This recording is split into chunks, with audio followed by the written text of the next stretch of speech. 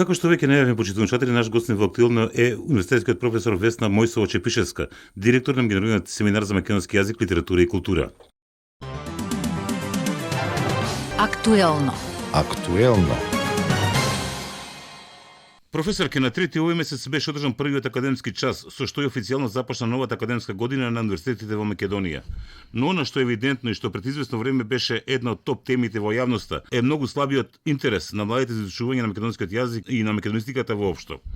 Имено како што беше објавено на катедрите за македонски јазик и за македонска книжевност и јужнословенски книжевности на Филолошкиот факултет Блаже Коневски во Скопје, во првиот уписен рок од можни 190 колку што може да се запишат, се пријавиле само 16 средношколци и идни студенти.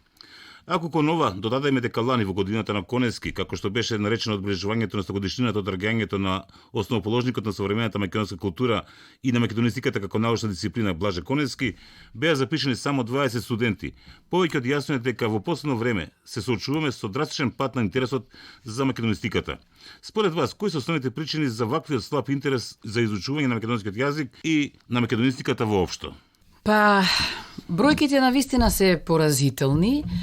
Ако кажете 16-20, иако сега бидејќи постоеше и втори, трет уписен рок, тие се нешто подобри, да речеме не се 16, туку се 20 и нешто.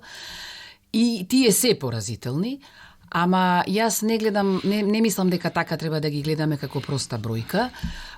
Ова што споменавте и вие, нели, 190 места, тоа се сепак проектирани места, значи ние сакаме да имаме толку студенти и тоа се бројки кои што сакавме да и ги постигнувавме некаде пред 10 на 15 години. Така што, нели, 40 студенти во државна квота, 40 во приватна квота, уште 20, да речеме, или уште толку вонредни. Меѓутоа, факт е дека ние имаме и се помалку млади. Младите, тоест матурантите, бројката на матуранти оваа година е поразителна, само 16.000 матуранти. Само кога ќе се подсетам пред 15-20 години кога бев продекан за настава на Филолошкиот факултет Блаже Коневски, таа бројка достигнуваше 24.000, знаете, значи за 15 на години ние 8.000 матуранти сме ги изгубиле некаде. Нели, дали е тоа во популацијата, нели, намалена е популацијата, дали е тоа во заминувањето на македонците надвор од Македонија, дали е некоја друга причина. Значи, прво ние немаме толку ученици, односно потенцијални студенти, и мислам дека реално за македонистика проблем, односно интересот околу македонистика е намален и заради тоа што се појавија и други факултети. Значи, катедрата за македонски јазик и катедрата за македонска книжевност се најстарите, тие работат од 45-6 година.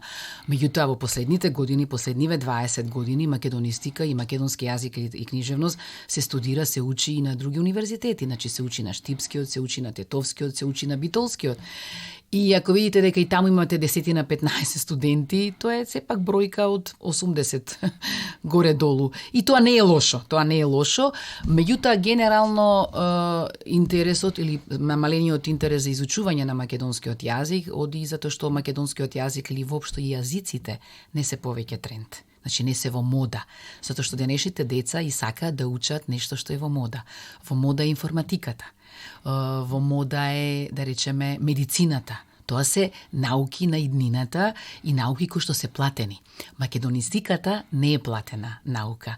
За жал, иако таа треба да биде на прво место во една држава на кој што официјалниот јазик е македонскиот јазик. Официјалната култура се врзува со македонската култура, со македонската традиција. Ама тоа е тоа. Мислам дека не треба да запреме, да не плашат бројките, туку треба да работиме на тоа како да ја вратиме вербата во македонистиката, односно потребата за изучување на македонскиот јазик, затоа што македонскиот јазик, изучувањето на македонскиот јазик ни е потребно повеќе од се, и да видиме како тој македонски јазик ќе се движи понатаму. Значи, затоа што рековме македонскиот јазик, како и се друго, се развива. Тој не е оној истиот што бил во 45-та, кога бил конституиран, кога започнало да се учи на тој јазик, на тој стандарден јазик, така, и да видиме како понатаму се развива, како тој се соочува со предизвиците на пробивот на другите јазици. И пак ја кажам, генерално, интересот за изучување на јазици, па дури на англискиот, е намален. Значи, воопшто и на целокупната филологија и хуманистика. Дали една од причините за слабиот интерес за изучување на македонскиот јазик е и статусот на македонистите во македонското општество? Впрочем, според вас каков е? Па тоа е точно. Значи, ако денешните деца, например, веднаш бараат прашање што со ова потоа. Значи, јас ќе научам македонски јазик, ќе знам, нели, добро да го применувам, можам да бидам лектор, но што потоа, каде потоа, што ќе работам? Дали мене општеството доволно ќе ме вреднува? Бидејќи денешните деца сакаат исто така да бидат и добро платени. Значи, не би отишле за некоја минимална плата. Така што тоа се тука многу проблеми се наталожени, и тоа се проблеми кои што се наталожиле затоа што континуирано години и години наназад не се работеше на стратегија за македонскиот јазик и на стратегија национална по однос на македонската книжевност и на македонската култура. Така што ако вие му речете да, ќе учиш македонски јазик, ќе работиме нели со вас и мислам дека една бројка од 20 на студенти е одлична да направиме добри македонисти, добри познавачи, значи стручни луѓе, добри познавачи на македонскиот јазик, тоа е секако добро, меѓутоа што потоа кога ќе заврши? Каде ќе работи? Ќе работи во македонското радио, ќе работи во македонската телевизија, ќе работи во некоја друга телевизија, ќе работи во министерствата, нели? Еве, во Министерството за култура, ќе работи ли некаде каде што ќе се чуе неговиот глас, ќе лекторира ли текстови. Впрочем, еве и бизнис секторот тука треба да се праша. Дали бизнис секторот во своите работни организации, во своите фирми има вработено лектори по македонски јазик? Не мислам. Тоа за нив е луксус, а не треба да биде луксус лектор по македонски јазик. Професорке, зар не изгледа чудно, но па и застрашувачки вапкиот однос кон македонскиот јазик во држава во која тој го има статусот на официјален јазик уште од првото заседание на АСНОМ во 1944 година. Дотолку повеќе што токму јазикот е еден од основните елементи на националниот идентитет на македонскиот народ и како што вели Конески, јазикот е нашата единствена татковина. Се додека го чуваме и негуваме, ке можеме да сметаме дека ја имаме татковината. Сето ова стана уште позагрижувачко што ваквиот слаб интерес за изучување на македонскиот јазик се случува токму во времето на новите напади и негирања на неговата посебност од страна на официјална Софија. Поспоред вас, каде е денес македонскиот стандарден јазик и што се случува со него? Па стандардниот јазик си постои, тој е тука. Еве, ние, како што кажавме, во рамките на оваа емисија, на ова интервју, зборуваме на тој стандарден јазик. Значи, ние сепак, како јавни личности, тука се пред се мислам на новинари, на радионовинари, на новинари воопшто, на професори. Значи, ние го негуваме тој стандарден јазик. Тој си постои, не може никој да го оспори во тој поглед, така. Затоа што ние сме сепак обучени од една стара школа кога се посветуваше сериозно внимание на учењето на македонскиот јазик. Така што не мислам дека на тој начин тој е загрозен. Меѓутоа поразуваат, нели, како што кажав, дека ме поразува и бројката на малку заинтересирани, нели, малата бројка на заинтересирани идни македонисти, така ме поразува и ова што се случува, сето ова, значи, што не заплиснува. А секако, например, еве, вчера читајќи една вест дека училиштето во Подвис, кој што е прво училиште во некаква слободна територија, каде што првпат се извело настава на народен македонски јазик, тоа била наставата во септември 1943, Подвис е Кичевско таму во тој дел на Западна Македонија, тоа училиште се распаѓа. Значи, властите до сега никогаш не најдоа начин да го заштитат тоа училиште. Да, постоела некоја таму спомен плоча, кој што сега е веќе тргната за да не се изаби таа плоча, како еден вид на момент на страф од заборав тотален, ама ете, зошто до година, кога ќе биде 80 години од тој прв училишен час на македонски народен јазик. Значи, сме имале настава на македонски народен јазик и пред да се стандардизира тој јазик. И пред таа 45-та, кога почнала официјално да се изведува настава на стандарден македонски јазик. Ме разбирате? И зошто да не се направи таму и да се уреди тоа училиште, да се заштити, но истовремено и да се популаризира, да се зборува за тоа. А ако ние самите не направиме нешто, тогаш тие напади што доаѓаат од страна, вие ги спомнавте нападите од Софија, се добре дојдени за некој.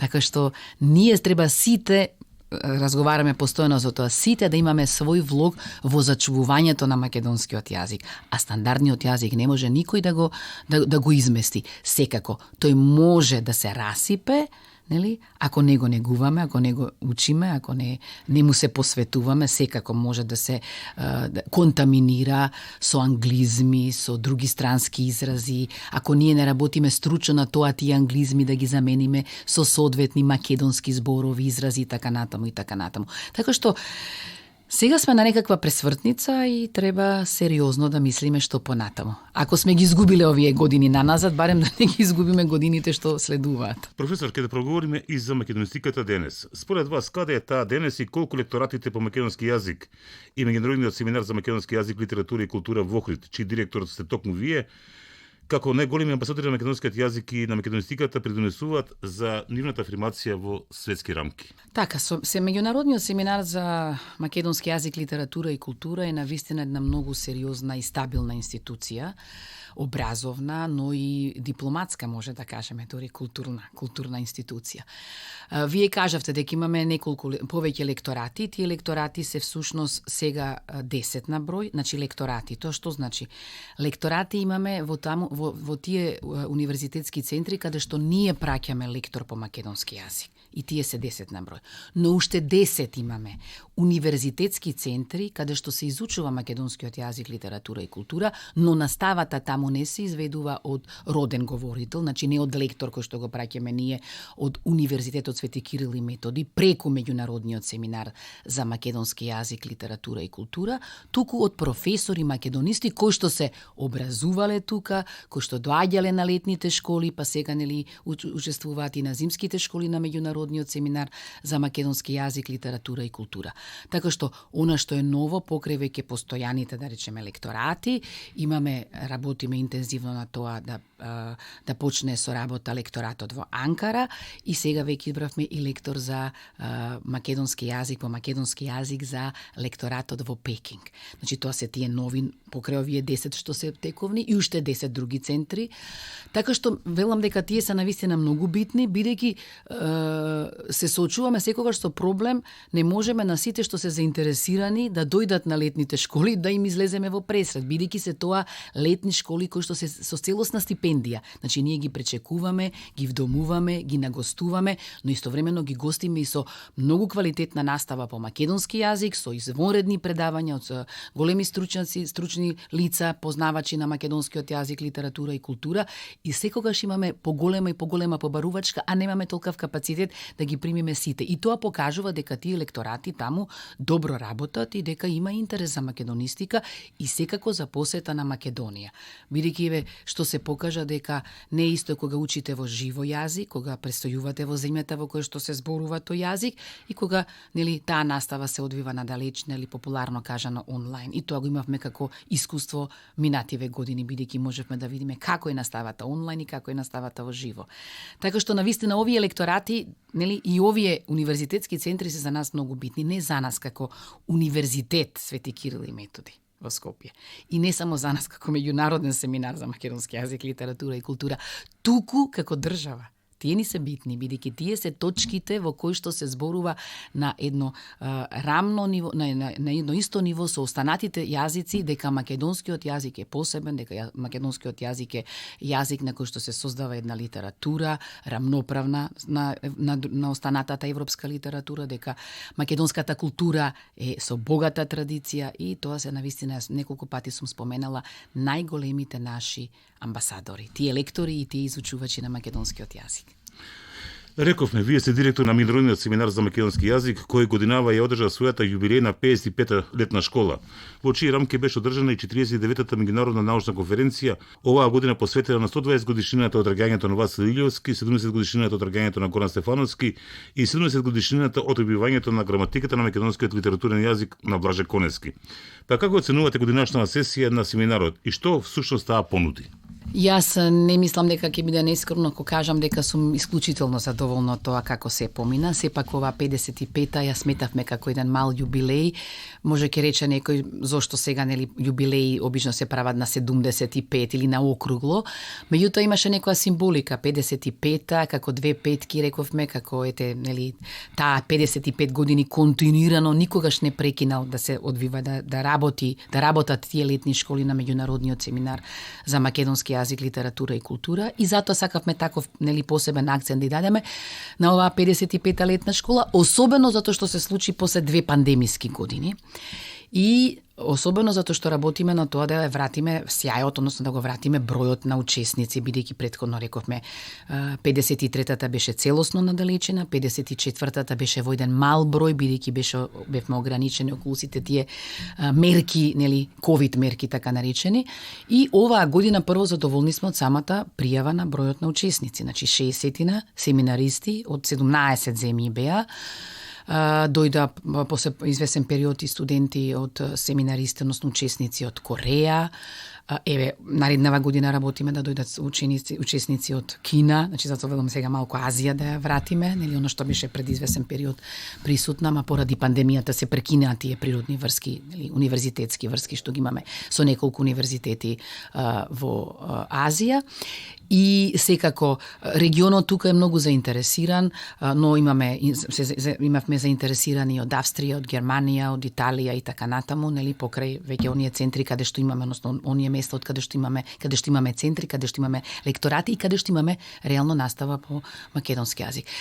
55-та летна школа, како што кажавте, се одвиваше на неколку, врзана беше со неколку големи јубилеи, и мислам дека тоа беше многу интересно, затоа што сакавме да покажеме дека ете Конески, односно проучувањето на Конески не завршува само со тоа што минатата година се случи, кога беше се посветено на Конески по повод тој голем јубилеј 100 годишнината од неговото раѓање, туку дека наоѓаме по повод, еве оваа година беше поводот 52-та, значи годината кога се случило излегувањето на таа прва граматика, и нормално научниците истражуваа на полето на таа граматика во паралела со некои други граматики на други јазици и така натаму и така натаму.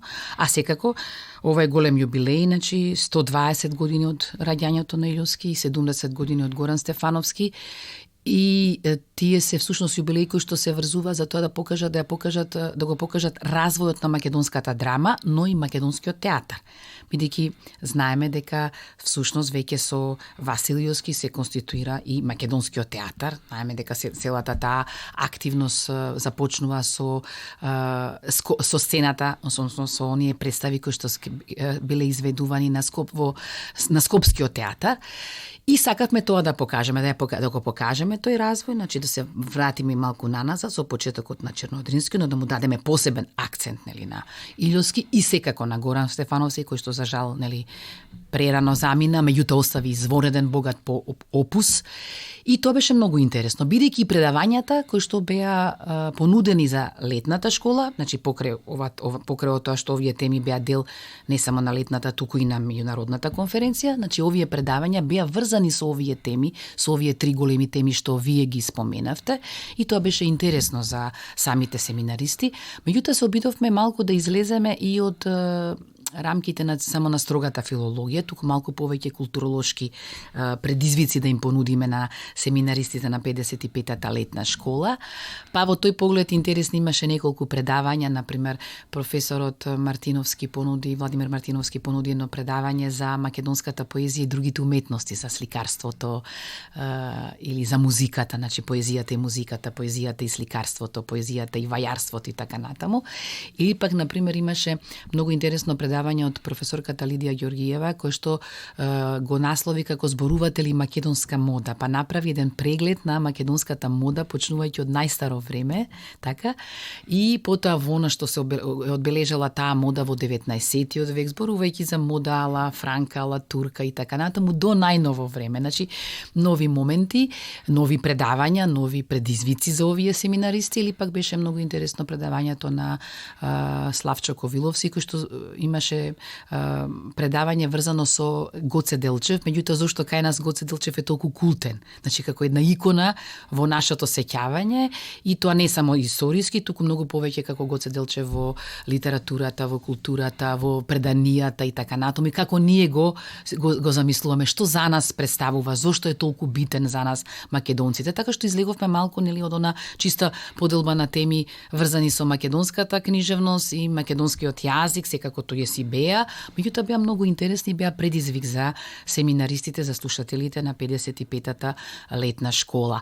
Секако на научната конференција, 49-та, учествуваа навистина голем број, некаде околу 70 имавме учесници, навистина во вакво едно време постпандемиско да ги вратиме, и таа се одвиваше како и летната школа се во живо, и тоа беше добро бидејќи се врати разговорот. Знаете како на тие научни конференции најбитна е дискусијата што се развива после одржаните предавања, односно после одржаните текстови, прочитаните текстови, бидејќи дискусијата треба да биде плодоносна, да ни дозволи разменување на мислења во двата правци. Значи, како ние гледаме на одредени прашања, проблеми од областа на македонскиот јазик, литература и култура, но и како гледаат странците. И тука во тој разговор, нели, да дојдеме и до некои нови сознанија, до некои нови решења. Така што навистина мислам дека не звучи нескромно кога ќе кажам дека имавме исклучително убава и организација, но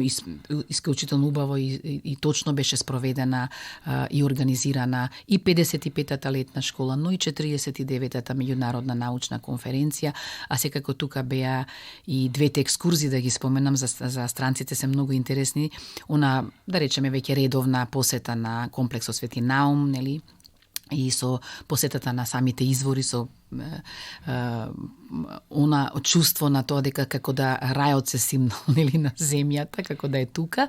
И оваа година семинаристите исто така има можност да го посетат и Вевчани. Па бевме на една убава обиколка по Вевчани, по вевчанските извори, во домот на културата и така натаму. Така што мислам дека сите понесоа убави спомени и поттик за понатамошно изучување на македонскиот јазик, македонската литература и култура, а најголемата придобивка беше што 20 дена, колку што траеше летната школа, можеа да зборуваат, да слушаат македонски јазик.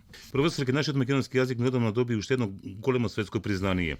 Тој беше вклучен во проектот посветен на сказните на Шарл Перо на Националниот институт за ориентални јазици и цивилизации и наука во Париз, кој важи за еден од најреномираните филолошки, образовни и научни центри во Европа. На 30 септември, по повод меѓународниот ден на преводот, на сцената на големиот настан Гласовите на сказната, во Париз сказната Самовиди на родоначалникот на современата европска сказна Шарл Перо, покрај 20 други јазици, беше презентирана и во превод на македонски јазик. Еве, ова фино сте го забележале, бидејќи ова навистина е нешто што ни ја враќа вербата дека македонскиот јазик се слуша, се учи, се изучува, одекнува и во другите центри, односно и во другите земји.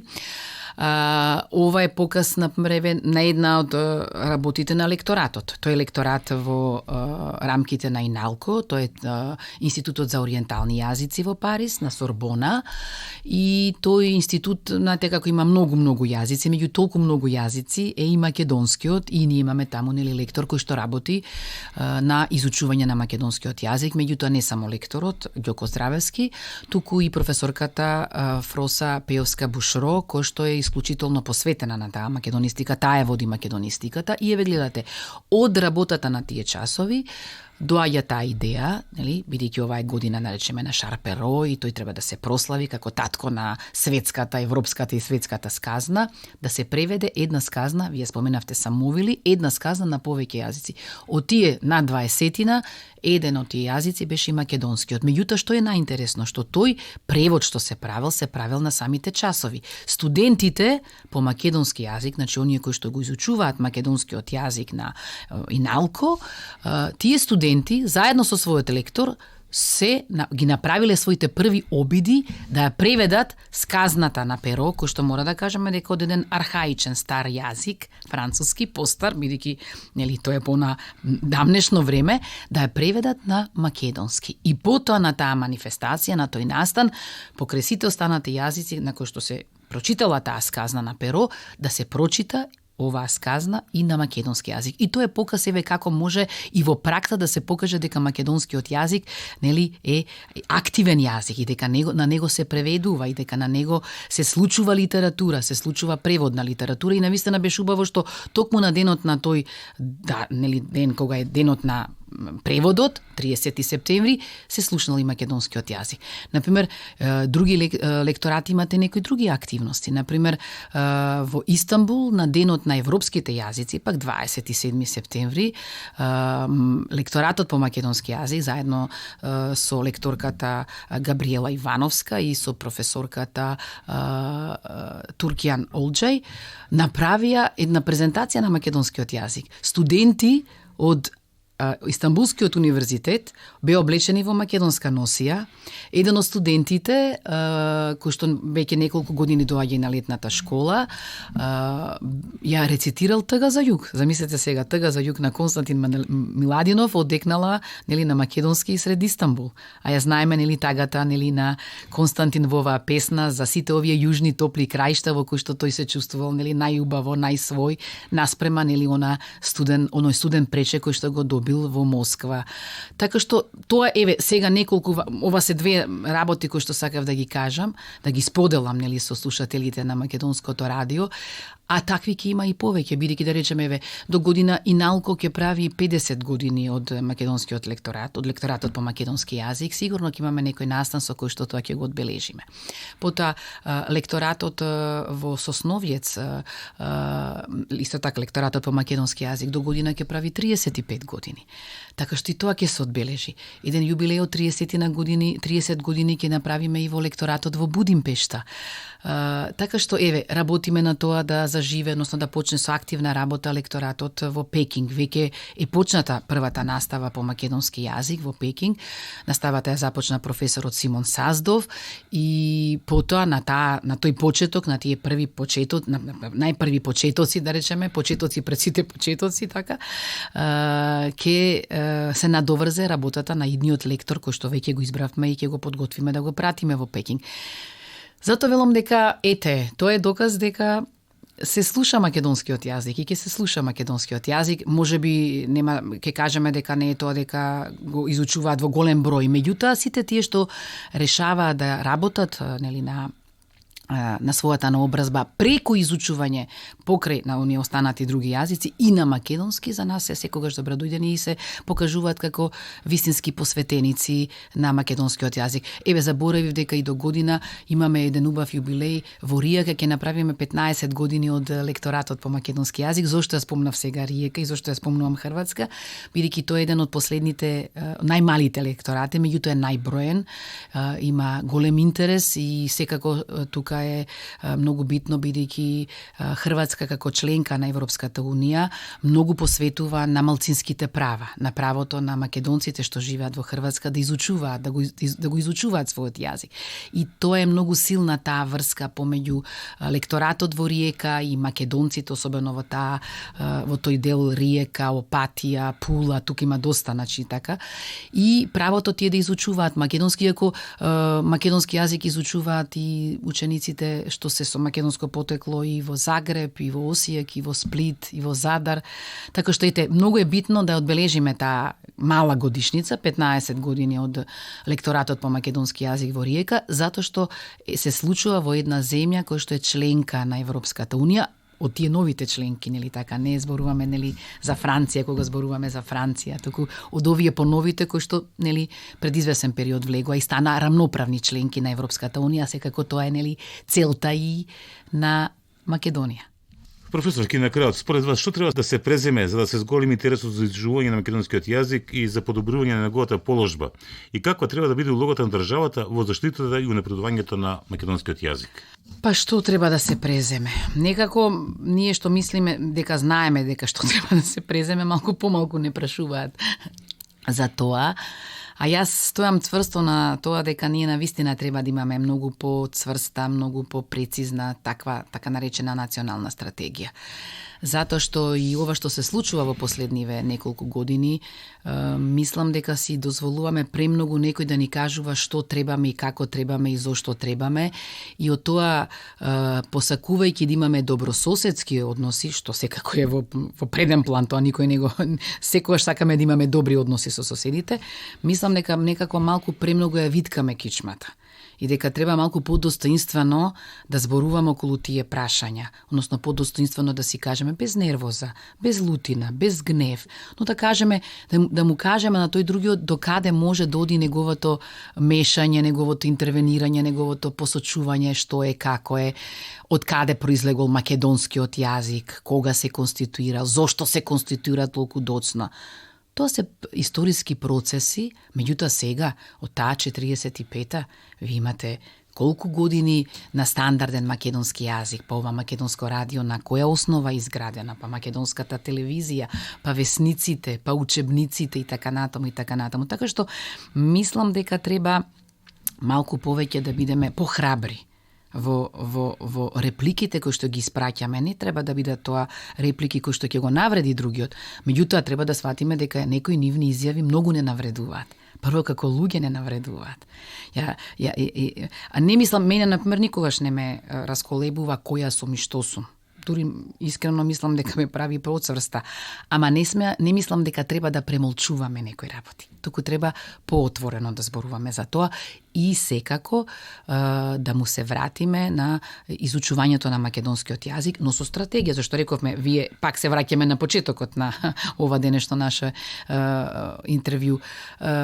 Ако тој што учи македонски јазик не се чувствува дека му е потребен на ова општество, дека му е потребен на оваа држава, тогаш зошто би го изучувал македонскиот јазик? Нема цел. Професор, ки благодарам многу што бевте гостинка во денешно издание на нашата редовна попладнева програма Актуелно. Ви благодарам и јас и секогаш се чувствувам убаво во македонското радио, затоа што особено ми буди некои спомени од младоста, од детството. Овдека во овие студија има поминато доста години како член на детското драмско студио на македонското радио и така некако се чувствувам како дома, како да сум се вратила после многу години повторно дома. И ви благодарам за интересот на оваа емисија, секогаш за актуелни теми, за секогаш за актуелни прашања. Уште еднаш ви благодарам. Поздрав. Актуелно. Актуелно.